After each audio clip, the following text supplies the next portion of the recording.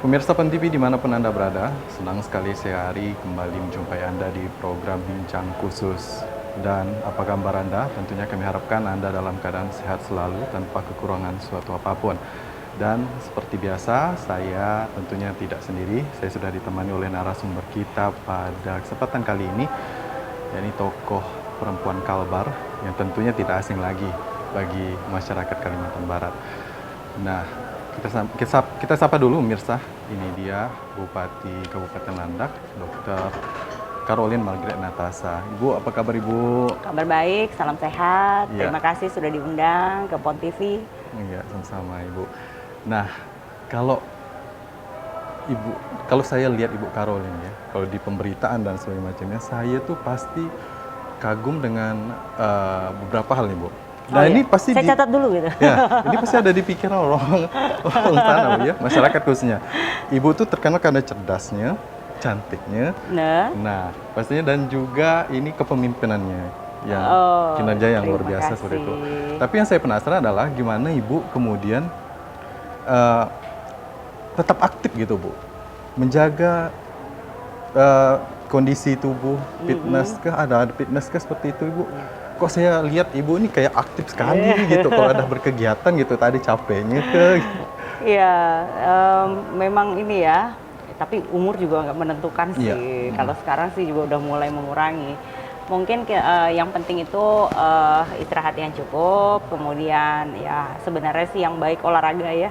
Jadi olahraga tuh paling nggak 3 kali seminggu gitu. Kalau sekarang saya memang agak kurang sejak melahirkan karena sesar ya, jadi memang agak susah olahraga. Tapi biasanya saya paling tidak 1 jam jalan kaki gitu. Jadi memang harus menjaga kesehatan tubuh, apalagi zaman COVID begini ya. Betul.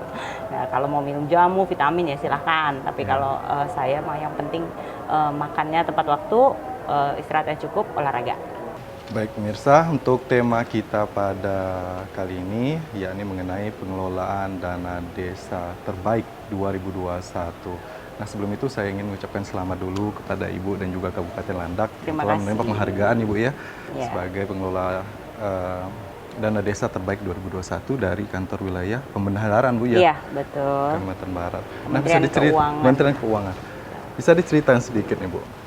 Ya, jadi kita kemarin mendapat apresiasi ya dari kantor Perbendaharaan Negara yang Kementerian Keuangan wilayah Kalimantan Barat. Jadi untuk Kalimantan Barat kita peringkat pertama untuk pengelolaan dana desa terbaik, kemudian peringkat kedua untuk pengelolaan dana DAK.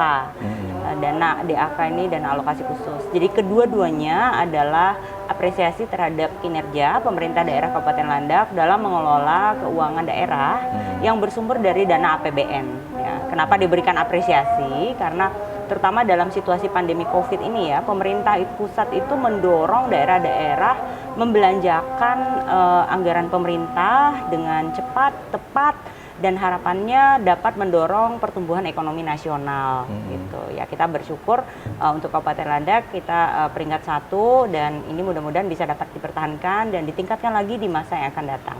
Iya. Gitu. Nah, bagaimana sih Bu kemudian Kabupaten Landak sendiri Ibu bisa kontrol kemudian bisa mencapai iya, gimana ceritanya? Iya, jadi mau tahu behind the scene-nya? Iya, behind the scene-nya. Jadi tata kelola pemerintahan keuangan yang baik itu tentu saja memerlukan kerjasama semua pihak. Dalam periode pertama kami menjabat sebagai Bupati Landak ini, memang sesuai dengan visi dan misi, upaya yang kami lakukan adalah perbaikan untuk menuju ke arah good governance. Dan untuk menuju ke arah good governance itu salah satu yang penting adalah reformasi birokrasi.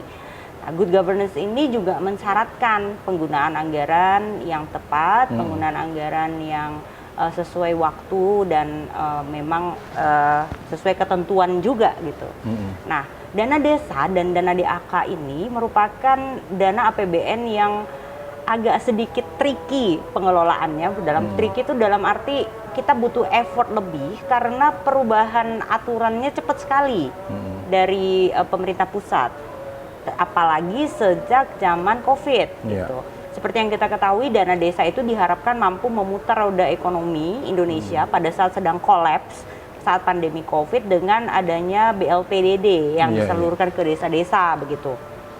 Jadi tahun 2020, 2019, 2020, 2021 dana desa itu petunjuk teknisnya berubah sampai 3-4 kali dalam setahun.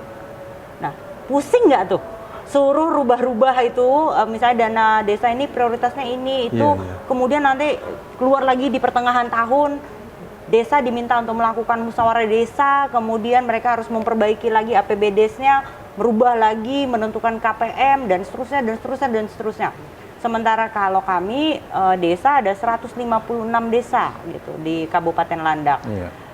Jadi ya mungkin pemerintah pusat juga melihat bahwa nggak mudah gitu untuk mengelola dana desa sehingga kita bisa mendapatkan predikat seperti sekarang, kemudian juga dana DAK untuk bisa mendapatkan predikat seperti saat ini gitu. Nah, yang kami lakukan ya tentu saja terus berupaya meningkatkan profesionalisme di tingkat tataran pemerintah desa sehingga mereka bisa melaksanakan kegiatan dengan menggunakan dana desa itu secara profesional dan akuntabel begitu. Nah, kalau tadi yang BLTDD ini Bu terserap dengan baik Ibu ya? Kalau di Kabupaten Landak untuk tahun 2021 sangat baik karena kita menggunakan sistem 100% non tunai. Jadi ditransfer langsung ke rekening-rekening penerima bantuan begitu. Jadi tidak melalui desa lagi, tidak ditarik tunai, langsung di rekening KPM, keluarga penerima manfaat. Wah, itu artinya ya salah satu terobosan Ibu juga mungkin ya untuk yang meminimalisir kemungkinan penyelewengan mungkin Bu? Betul, iya. Ya ada kepala daerah di Kalbar juga yang sudah memulai sebelum saya gitu. Tapi memang mungkin tantangannya kan macam-macam, tiap kabupaten kota kan beda gitu. Nah, kami di Kabupaten Landak yang memang berdasarkan hasil evaluasi penyaluran dana BLTDD di tahun 2020 banyak sekali penyelewengan sampai beberapa kepala desa kita terpaksa harus kita pecat karena dia menggelapkan dana BLTDD yang harusnya diserahkan kepada masyarakat malah digunakan untuk kepentingan pribadi. Ya saya harus mengambil tindakan tegas dan cepat untuk bisa supaya masyarakat desa itu bisa mendapatkan haknya. Akhirnya di tahun 2021 kita wajibkan untuk melakukan transaksi non tunai untuk pengelolaan BLTDD wajib 100% dengan non tunai. Sementara untuk pemerintahan desa kami mulai bertahap karena ada daerah yang tidak ada sinyal sehingga mereka mungkin susah untuk menerapkan sistem non tunai dengan sistem cash management system gitu, CMS dengan Bank Kalbar. Oke. Nah, jadi Bu sendiri tentunya sudah memberikan ketegasan Bu ya. Harus tegas karena ada 156 desa, ada anggaran 166 miliar tahun ini. Ya, jadi sekitar 160 sampai 180 miliar APBD Kabupaten Landak itu untuk membiayai desa. Jadi dalam visi dan misi kami poin kelima, kami memang sudah menyebutkan bahwa kami ketika menjabat sebagai bupati itu harus memastikan dana desa itu bisa bermanfaat bagi masyarakat desa, begitu. Jadi memang untuk dana desa ini kita lakukan upaya perbaikan, kemudian juga kami berusaha membuat sistem tidak menyulitkan bagi kepala desa dan perangkatnya, namun kami harap bisa disiplin begitu dan bisa bertanggung jawab terhadap keuangan desa. Baik. Nah, kita akan lanjutkan lagi perbincangan kita, namun sejeda berikut. Jadi jangan beranjak dulu, tetaplah di Bincang Khusus.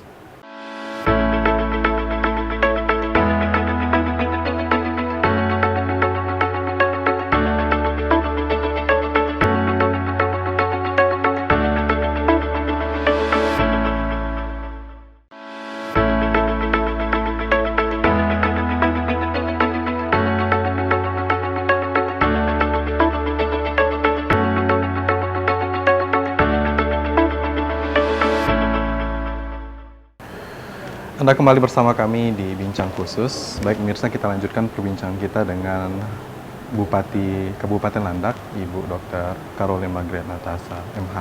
Nah Bu, kalau boleh tahu sebenarnya untuk anggarannya sendiri, anggaran dana desa sendiri yang diterima oleh Kabupaten Landak sendiri berapa nih Bu dari pusat?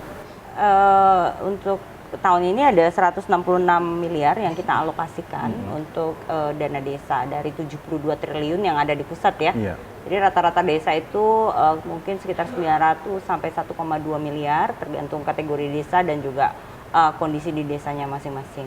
Jadi ini jumlah dana yang cukup besar. Di awal kami menjabat, kami sangat menyadari bahwa peran kepala desa dan perangkatnya ini sangat penting untuk pembangunan di wilayah Kabupaten Landak. Oleh karena itu di awal tahun 2017 ketika saya dilantik, Kabupaten Landak itu baru mengalokasikan sekitar 6% dari DAU-nya untuk dana desa, sementara amanat undang-undang itu minimal 10%. Nah, kami sudah kemudian saya naikkan jadi bisa 10% untuk dana desa. Jadi para kades kita naikkan gajinya. Sejak tahun 2018 kalau saya tidak salah gitu. Jadi haknya kita kasih, kita minta juga kewajibannya tolong dipenuhi. Gitu. Itu apakah memang Ibu sendiri yang kemudian berinisiatif untuk menaikkan gaji atau memang seperti kayak ini saya naikkan aja gaji kepala desa kemudian untuk biar penyelewengan yang nggak turun seperti itu? Ya, dalam manajemen sebagai pimpinan ya, manajemen kepemimpinan ya tentu kita juga harus memberikan hak apa yang menjadi hak bagi jajaran di bawah kita harus kita berikan, kita jamin. Kemudian ya tentu kita tuntut tanggung jawabnya begitu. Kalau saya sistemnya carrot and stick lah. Kalau nakal stick. Kalau good boy kasih carrot. Jadi ya ini juga mudah-mudahan teman-teman yang di jajaran kita ya bisa memahami bahwa sebenarnya saya mengapresiasi semua kerja, kinerja, upaya, inovasi. Tetapi kalau melanggar aturan ya mohon maaf tentu ada ketentuan yang harus kita jalankan. Tentunya ada perubahan lah Bu ya, setelah mungkin dengan dinaikkan gajinya, yang nakal-nakal tadi udah mulai berkurang. Ya nggak otomatis Nggak ya, otomatis kayak ya. pegawai Tetap pajak gajinya tinggi tapi ternyata penyelewengan masih ada. Namanya manusia, jadi mungkin secara oknum satu dua bisa saja masih ada kondisi yang belum ideal begitu. Tapi secara umum kami berharap dengan peningkatan kesejahteraan perangkat desa, kemudian BPD, kita berharap mereka bisa bekerja dengan sebaik-baiknya begitu. Iya. Nah Bu, selain BLT-DD tadi ya Bu ya, nah selama penanganan COVID, apalagi nih Bu yang digunakan dari dana desa untuk masyarakat? Betul, ya memang mungkin masyarakat juga belum mendapatkan informasi yang lengkap ya berkaitan dengan dana desa. Jadi dana desa ini sebenarnya sejak pandemi COVID diharapkan mampu untuk bisa membantu masyarakat dalam situasi menghadapi penyakit dan juga kondisi ekonomi begitu. Nah, untuk tahun 2022 dan 2021 pemerintah pusat mengamanatkan bahwa 8% dari dana desa itu harus digunakan untuk penanganan COVID. Nah, inilah yang sedang dialokasikan di desa supaya pemerintah desa itu bisa terlibat aktif dalam penanganan pandemi COVID. Ya, misalnya menyediakan tempat isolasi bagi masyarakatnya. Jadi kalau isolasi mandiri sulit, mungkin karena kondisi kamarnya atau dalam satu rumah ada banyak orang. Nah, desa itu sebenarnya berkewajiban tuh menyediakan tempat isolasi mandiri begitu. Kemudian untuk mensupport mungkin masyarakatnya yang sedang melakukan isolasi mandiri dan sebagainya, ini sebenarnya dimungkinkan. Tapi itu juga ada batasannya gitu. Tidak mungkin semuanya gitu bisa ditangani dengan dana desa. Nah, dengan ini juga diharapkan masyarakat di desa itu bergotong royong untuk saling membantu, saling menolong dan sebagainya begitu. Jadi untuk dana desanya sendiri ada 8% yang memang harus dialokasikan untuk pandemi COVID dan minimal 40% dana desa itu harus digunakan untuk memberikan bantuan langsung tunai kepada masyarakat. Nah, bantuan langsung tunai yang 40% ini sedang digugat karena ada desa-desa yang merasa bahwa masyarakat miskin yang memerlukan BLT nggak sampai segitu jumlahnya di tempat kita. Apalagi untuk daerah-daerah yang penduduknya sedikit seperti di Kalimantan. Kalau di Jawa mungkin satu desa itu jumlahnya banyak ya. Tapi kalau di Kalimantan Barat, di mana Kalimantan Tengah, begitu Papua, jumlah satu desa itu mungkin tidak sebanyak di Jawa. Nah, sementara dari pusat sendiri sudah ada bantuan sosial tunai, ada bantuan UMKM, bantuan pangan non tunai. Nah, BLT-DD ini mungkin tidak sebanyak 40% gitu. Nah, tapi kalau kami arahkan kalau memang masyarakat miskin yang membutuhkan tidak sampai 40% dari dana desa, boleh nanti dikembalikan dulu ke dana desa, ke kas desa, disimpan di kas desa. Dan jika ada perkembangan dapat melakukan musyawarah desa lagi untuk bisa direalokasi begitu. Oke. Oh iya, saya ada dengar itu Bu ya, yang seharusnya penerima mendapat 800.000 kalau nggak salah. Iya. Yang diterima 600 itu. Iya. Kalau kita di Landak tahun lalu 2021 udah nggak ada lagi tuh begitu, karena memang harus transfer gitu. Nggak ada lagi boleh terima cash. Ya artinya memang udah setransparan itu ya Ibu. Kita berupaya, berupaya masyarakat bisa mendapatkan haknya dan pemerintah desa juga sebenarnya lebih gampang kalau misalnya mereka pakai sistem transfer. Laporan keuangannya cukup bawa kertas bukti transfer aja kan, Iya. Jadi nggak repot begitu. Nggak repot. Tapi kan tidak semua desa kemudian dapat mengakses itu Bu. Artinya misalnya ATM-nya di mana gitu. Apakah Iya. terdesa harus gimana Bu, cara mempermudahnya? Apakah dia harus ke Gampangnya dulu gitu? Makanya gini, yang penting itu nyampe dulu kepada yang berhak. Oke, kita transfer ke penerima. Nah, penerima ini nanti mau bagaimana mengambil uangnya, nah silahkan mereka mengatur dirinya sendiri. Jadi nggak usah direcokin lagi gitu ya.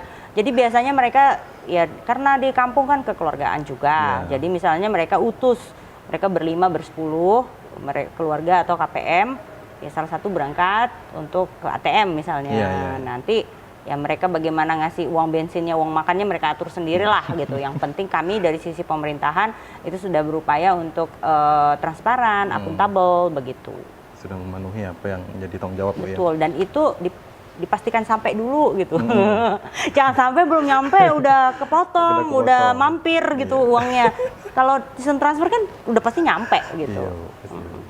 Baik pemirsa, kami masih akan kembali usai jeda berikut. Jadi tetaplah di Bincang Khusus.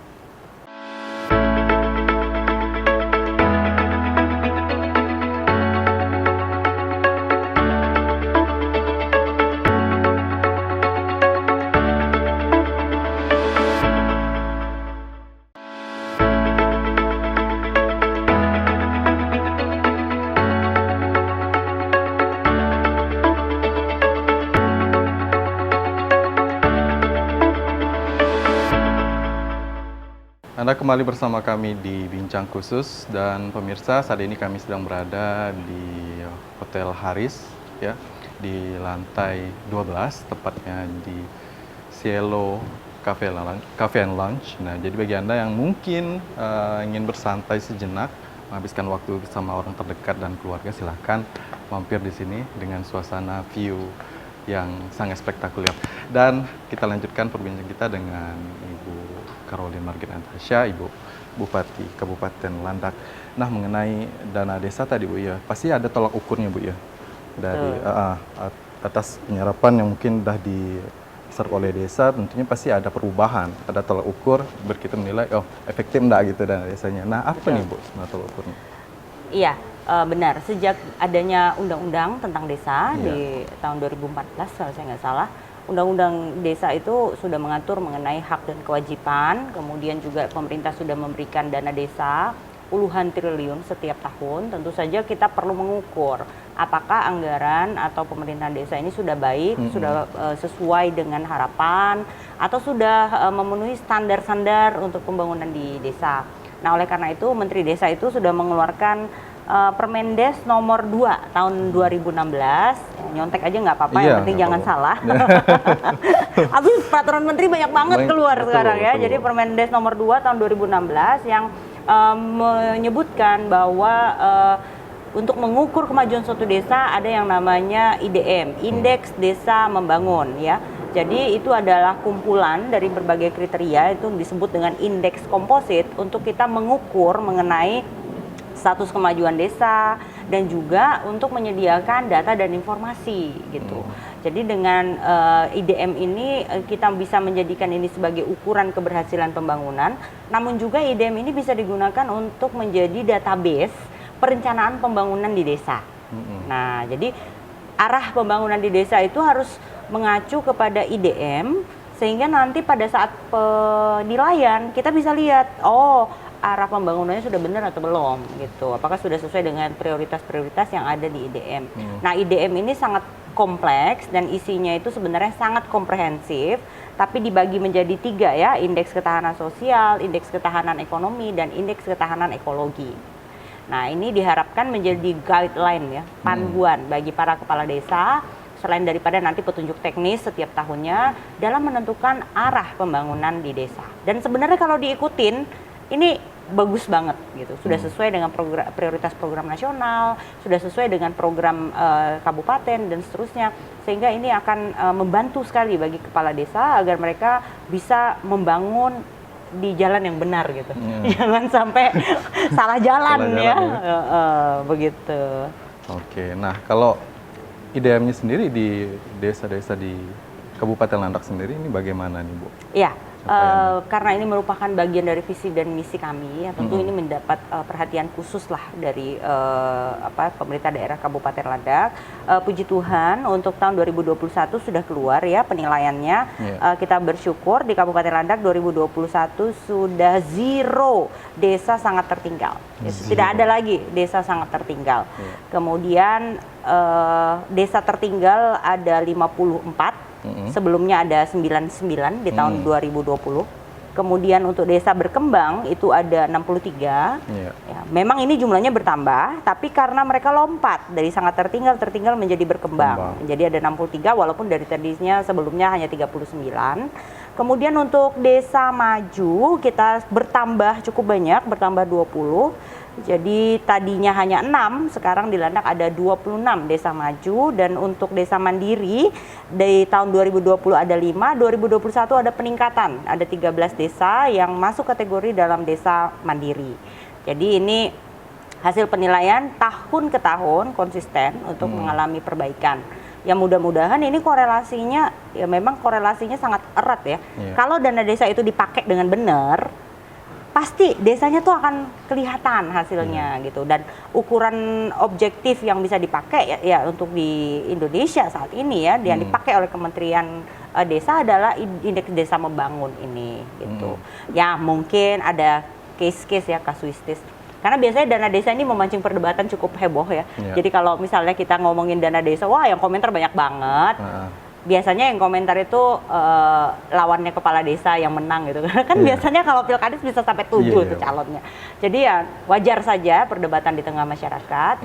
Namun demikian untuk indeks desa membangun ini adalah ukuran-ukuran objektif yang dipakai secara nasional gitu. Jadi ini bukan mau-maunya saya, bukan mau-maunya kepala desa, tapi yang melakukan penilaian ini adalah pemerintah pusat dengan peraturan menteri begitu. Jadi ini memang ukuran objektif yang bisa kita gunakan untuk mengukur kemajuan suatu desa. Nah, Kabupaten Landak dapat penghargaan untuk pengelolaan dana desa dan itu berkorelasi positif dengan kondisi desa yang juga maju gitu. Jadi good governance-nya jalan, pemerintahan desanya juga bisa jalan, pembangunan jalan, daerah bisa maju. Gitu. Nah Bu, penilaiannya sendiri ini apa nih Bu? Untuk bisa dari desa sangat tertinggal kemudian menjadi berkembang seperti itu. Nah, apakah karena dilihat dari pembangunan infrastrukturnya ataukah taraf kemiskinannya atau bagaimana Bu? Iya, mungkin kalau ada yang sambil menonton ini bisa di Google indeks desa membangun itu komponennya apa saja. Dia terdiri atas 3 komponen besar itu. Nah, komponennya ada banyak sekali penilaiannya, ada 50-an poin kalau nggak salah yang dinilai.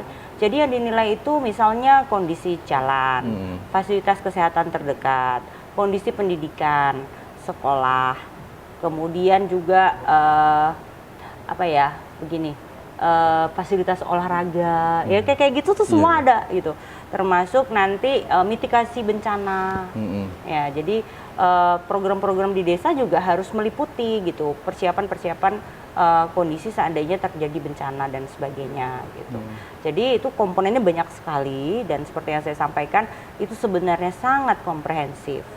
ada perdebatan apakah indeks komposit yang digunakan untuk menilai indeks desa membangun ini sudah cukup atau belum gitu. Nah ini kan saya kira berjalan ya, perdebatan ini silakan saja para ahli. Karena saya bupati, tugas saya menjalankan. Apa kata menteri ya saya ngikut aja gitu. Jadi nanti apakah nanti akan ada perubahan, bisa saja nanti akan disempurnakan. Tapi untuk sementara indeks yang ada sekarang ini ya memang sangat komprehensif begitu. Bu, kok kita memang tak mudah Bu ya, bagi Ibu juga dan jajaran Ibu untuk kemudian berjibaku mewujudkan desa-desa yang sangat tertinggal untuk kemudian meningkat menjadi syukur menjadi desa mandiri Bu ya. Nah, pasti ada tantangan Bu kan? Di Landak sendiri secara geografis pasti jarak juga ini ya Bu ya. Jauh ya, luas. Luasnya juga kemudian infrastruktur ya. Gimana nih Bu sebenarnya Ibu kemudian memikirkan ini bisa terwujud seperti itu? Ya, memang tantangannya banyak ya. Desa ini 156 dan mereka baru menggunakan administrasi ya. Jadi mungkin yang dulunya kampung, desa itu kan tidak punya beban sebagai petugas administratif. Nah, sekarang dengan adanya dana desa mereka adalah kuasa pengguna anggaran. Mereka harus bisa menyelenggarakan pemerintahan yang transparan, akuntabel, profesional. Tidak semudah itu gitu. Kita bisa mendidik gitu mereka untuk bisa mengikuti ketentuan. Namun kami berupaya. Yang penting kan usaha. Usaha dulu, ikhtiar dulu. Usaha dulu dan harus yakin gitu. Kami sampaikan kepada pemerintah desa, kepada masyarakat, pemerintah daerah Kabupaten Landak itu siap selalu membantu. Jadi namanya Kepala Dinas Pemdes di Kabupaten Landak itu kerjaannya apa? Fasilitasi, mediasi gitu. Jadi kalau desa belum ada 10 desa yang belum selesai LPJ, saya bilang ya undang lagi, panggil rapat. Ditanya dong, saya bilang, nggak bisanya apa, kurangnya apa, bingungnya apa sih gitu. Bantu gitu. Nah, jadi memang kita harus apa ya? Sampai detail, nanya, dampingi, bantu untuk advokasi. Tapi kalau misalnya uangnya kepake, ya mohon maaf, ya nggak bisa bantu kita, gitu. Jadi kalau misalnya mereka bilang, aduh ibu kami itu membangun irigasi untuk di kampung, tapi kemudian pada saat dikerjakan banjir.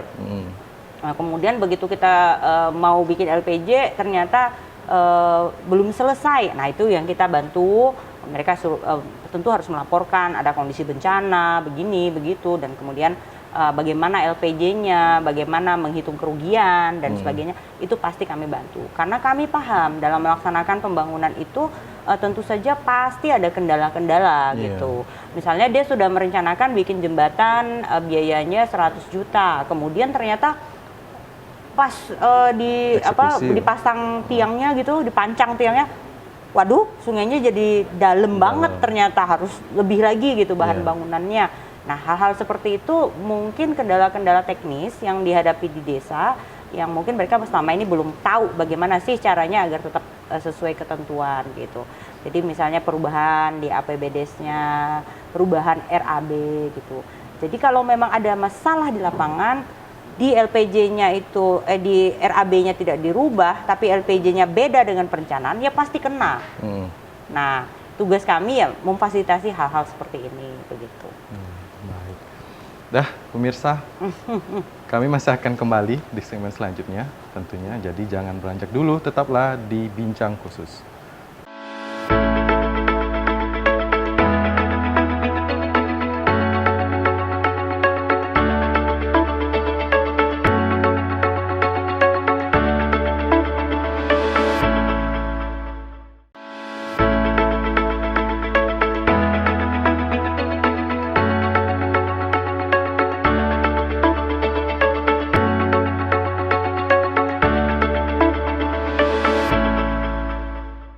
Terima kasih Anda masih bersama kami di Bincang Khusus dan tidak terasa kita sudah berada di segmen terakhir pemirsa, namun kita masih punya beberapa pertanyaan buat Ibu Caroline Margaret Natasa, Bupati Kabupaten Landak.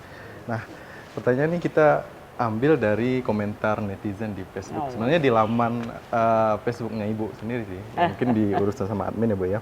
Nah kita mulai dari pertanyaannya, ya Mbak Mita nih, namanya Mbak Mita. Nah katanya Kabupaten Landak ini Bu, jangan dipandang dari depannya saja. Ya, betul. Lihat di pelosok-pelosoknya yang belum disentuh pembangunannya. Nah dan kami juga ingin diperhatikan pembangunannya Bu. Iya. Nah ini apa Bu? Oh iya, aduh. Jadi sekarang ini memang netizen ya, memang netizen maha tahu dan maha kuasa.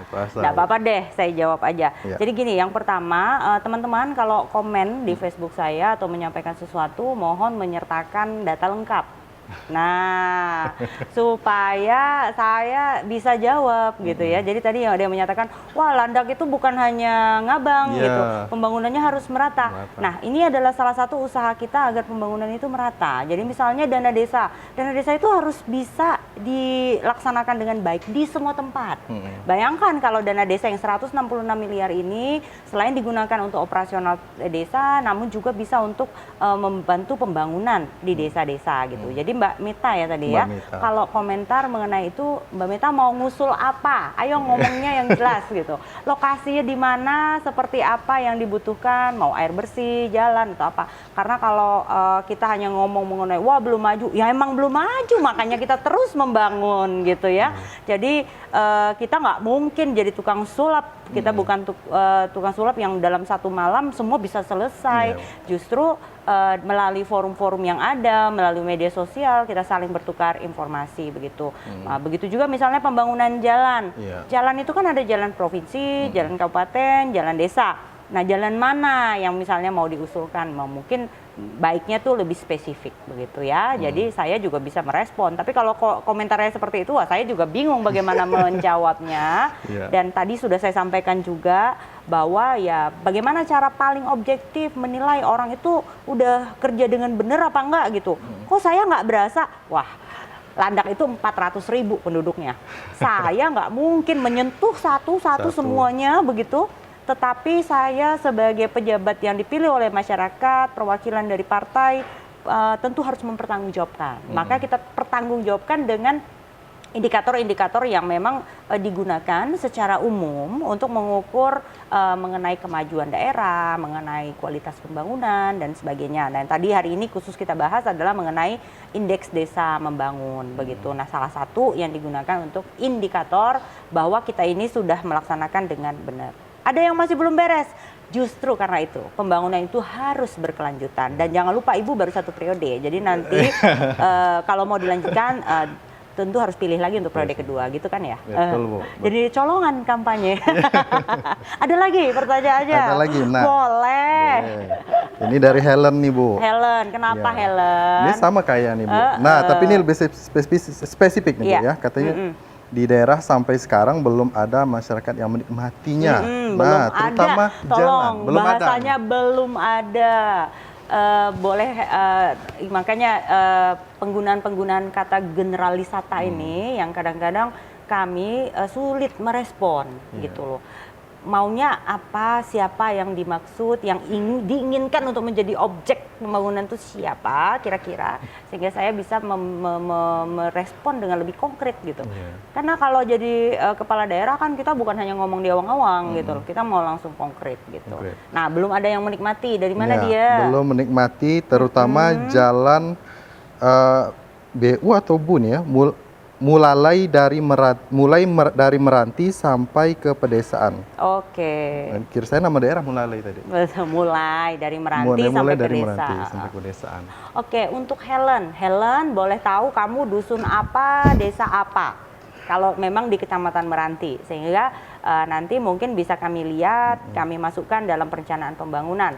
Untuk di Meranti sendiri sebenarnya tanggung jawab bupati adalah jalan dari Darit sampai ke Meranti. Nah, Darit sampai ke Meranti karena keuangan ke daerah yang terbatas, setiap tahun kami anggarkan pemeliharaan jalan. Jadi Darit Meranti itu sudah jalan mobil kok. Jangankan mobil, truk sawit aja lewat. Wah, gede-gede truk sawitnya lewat. Jadi jalannya udah sebenarnya standar kelas kabupaten. Hanya saja karena memang beban yang lewat itu cukup banyak, jadi ya tiap tahun kita coba perbaiki dengan anggaran yang terbatas. Nah, untuk di Meranti sendiri, walaupun bukan kewenangan bupati, tapi kami menyadari masyarakat membutuhkan infrastruktur yang baik untuk kesehatan, pendidikan, dan sebagainya. Saya merintis jalan mulai dari Meranti, Selange, Ampadi, Tahu, sampai ke batas Bengkayang. Nah, jadi memang jalannya sampai hari ini belum bisa aspal, tapi ini pun sudah kami buka lebar, dibuatkan drainase, jadi mobil sudah bisa lewat, dan ya mudah-mudahan sudah bisa membantu bagaimana mobilitas masyarakat dan putaran ekonomi di daerah tersebut. Nah, jadi kalau memang lain kali jika memang ada yang ingin diusulkan bertemu Ibu Bupati nggak bisa, mau melalui media sosial, mungkin bisa lebih spesifik begitu, sehingga saya juga bisa langsung merespon dan kami bisa membantu untuk bisa dianggarkan di tahun berikutnya, atau kalau bukan kewenangan saya pasti akan kami sampaikan kepada yang berwenang. Gitu. Ya, ini saya baru cek juga dengan Dinas PU, nama ruas jalan yang kami rintis ini zamannya Ibu Bupati Karolin ini, Selange Sengoang, ya. Jadi itu ruas jalan yang kami buka, yang tadinya jalan kaki. Jalan kaki, Bu ya? Jalan kaki. Ya. Nah, sudah kami buka, ukuran jalannya juga sudah lebar, cuma belum diaspal. Belum diaspal. Ya. Makanya milih lagi jadi diaspal itu. Udah dilebarin. Nah, karena kan membangun bertahap ya, iya, bertahap. Betul. Jadi mohon maaf untuk yang mungkin daerah kampungnya belum bisa dijangkau dengan pembangunan, namun bisa nanti kita coba diskusikan, kita tampung. Jika memang memungkinkan, pasti kita bangun. Ya, kayaknya kalau udah sampai di telinga Ibu, nah jangan khawatir. Kalau memang belum sempat diselesaikan, periode 2 masih bisa. Betul, iya dong. Nah, ada juga Mun yang komentar kalau saya jalankan tupoksi masing-masing lembaga, dokumen perencanaan, pelaksanaan, pelaporan harus transparan. Setiap 1 tahun anggaran, Inspektorat wajib audit setiap desa, pengelola anggaran APBDes. Terima kasih. Atau ya ini mungkin pendapat dia mungkin ya Bu ya? Ya, masukan mungkin? Ya, masukannya mungkin. Jadi untuk informasi juga, ini terima kasih masukannya luar biasa, jadi dia udah paham nih ya namanya good governance itu. Kita sekarang malah lapis 2 pemeriksaan inspektorat itu. 2 kali. Jadi yang pertama ketika mengajukan pencairan dana desa yang pertama, jadi pada saat mereka membuat perencanaan pembangunan untuk 1 tahun, di awal itu kita sudah namanya review APBDes di inspektorat. Kemudian nanti setelah dia membuat LPJ-nya direview lagi, jadi double. Kenapa? Karena saya tuh pengennya pencegahan ya, gitu. Saya ingin mencegah, jangan sampai ada yang sudah terlanjur terjadi penyalahgunaan. Nah, memang juga amanat dari aturan-aturan yang ada, undang-undang yang ada sebenarnya harusnya seperti itu. Dan kami sudah jalankan 2 kali review untuk dana desa sebelum pencairan dan setelah pencairan. Jadi masukannya itu memang tepat sekali, memang harus seperti itu, betul. Double lah itu ya Bu. Double check. Nah, ini mungkin yang terakhir pertanyaan dari netizen, dari Robert. Nah, ini God bless always buat Ibu Bupati, semoga bisa memimpin RI 1 ke depannya. Wow. RI 1. Ini WOW banget. Nah, apa nih Bu? Tanggapan ini apa? TOP BGT gak sih? Langsung ya, langsung RI 1. Ya tergantung masyarakat Kalbar, kita didukung apa enggak gitu kan. Nah, karena untuk jabatan-jabatan politik itu kan memerlukan yang pertama partai politik, kemudian yang kedua dukungan dari masyarakat. Kalau saya yang penting mohon doanya supaya sehat, supaya bisa mengakhiri masa jabatan dengan baik dan tetap bisa menjalankan amanah dari masyarakat. Itu aja. Itu aja Bu ya. Tapi kalau tergantung Pontifilah gitu. Tapi Bu, 2 periode atau RI 1 kalau bisa Ibu suruh milih? Gimana? 2 periode atau langsung ke RI 1? Wah, RI 1 tuh banyak yang harus nanti saya offside. Offside Bu ya? Offside dari partai. Jadi harus ke partai dulu kalau kami orang partai. Ya, prinsipnya bagaimana bisa bermanfaat bagi masyarakat saja itu sudah merupakan suatu kehormatan bagi kami. Tapi Ibu tetap siap Bu ya? Kalau partai ngusung? Kalau orang partai tuh siang malam siap. Siap aja Bu. kapanpun siap. Gitu. Iya. Nah itu ya, semoga beberapa pertanyaan tadi dari warganet, netizen ini semoga terjawab oleh bupatinya langsung. Jadi kalau masih ada unek-uneknya lagi silahkan komen, tapi lengkap Bu ya. Ya baiknya dekap. Jadi kalau menyampaikan, ya mungkin apa yang mau disampaikan sehingga bisa menjadi kritik membangun bagi kami, begitu. Kalau cuma buat menghiasi wall juga ya nggak apa-apa lah gitu kan. Karena namanya juga netizen nggak pernah salah. Terima kasih atas respon terhadap media sosial kami. Memang itu digunakan juga untuk berkomunikasi. Tapi mohon maaf, mungkin respon tidak bisa kami jawab satu persatu karena memang seperti yang tadi disampaikan, apa yang disampaikan memang mungkin hanya ingin berpendapat, mungkin hanya ingin menyampaikan sesuatu, tapi secara umum, sehingga kami juga mau merespon ya bagaimana ya gitu responnya ya. Pokoknya terima kasih dah untuk semua responnya atas saran dan masukan. Iya baik. Nah terakhir Ibu mungkin sebagai penutup perjumpaan kita, nah setelah meraih penghargaan Ibu sebagai pengelola dana desa terbaik juga. Iya. Apa nih Bu, kemudian kiat-kiat ke depannya atau harapan Ibu ke depannya untuk Kabupaten Landak sendiri dan untuk mempertahankan prestasi ini? Iya, Kabupaten Landak ini kan kampung halaman saya ya. Jadi kalau saya jadi bupati di sana, itu yang saya pimpin, yang saya perjuangkan adalah keluarga-keluarga saya, adalah teman-teman saya, dan keluarga besar lah ibaratnya begitu. Saya tentu ingin kampung halaman saya maju. Saya tentu ingin daerah saya itu tidak kalah bersaing dengan daerah-daerah yang lain. Saya ingin orang Landak itu memiliki SDM yang mumpuni, yang sehat, pinter, mampu untuk bisa menghiasi dan ikut dalam pembangunan di Republik Indonesia gitu. Jangan hanya jago kandang. Nah, bagaimana caranya? Ya tentu saja pembangunannya harus tepat sasaran. Yang kedua, masyarakatnya harus mendukung, berpartisipasi secara aktif, punya kemauan. Dan yang ketiga yang paling penting, memiliki aparatur sipil yang baik, profesional, transparan, mampu melayani masyarakat sehingga daerah Landak itu bisa maju di masa yang akan datang. Mudah-mudahan ya walaupun kami baru 5 tahun memimpin Kabupaten Landak, apa yang kami letakkan sebagai dasar-dasar pembangunan ini bisa diteruskan dan juga bisa bermanfaat bagi masyarakat di Kabupaten Landak, bagi saudara-saudara saya di Kabupaten Landak. Karena kalau di Landak tuh ya pada akhirnya nanti ujung-ujungnya keluarga gitu. Iya, Saya anaknya paman yang ini dari nenek yang ini gitu-gitu, itu biasa gitu. Namanya kita orang daerah ya, memang begitu. Jadi kalau mimpin di kampung sendiri itu memang ada beban tersendiri secara pribadi bahwa ya kita harus memberikan yang terbaik. Baik, terima kasih Ibu Caroline. Terima kasih. Saya sudah hadir bersama kita berbincang di sini, dan terima kasih juga untuk pihak Hotel Haris yang telah menyediakan tempat bagi kami untuk berbincang-bincang di sini. Dan akhir kata saya Ari beserta kru yang bertugas pamit undur diri. Selamat pagi, selamat siang dan sampai jumpa.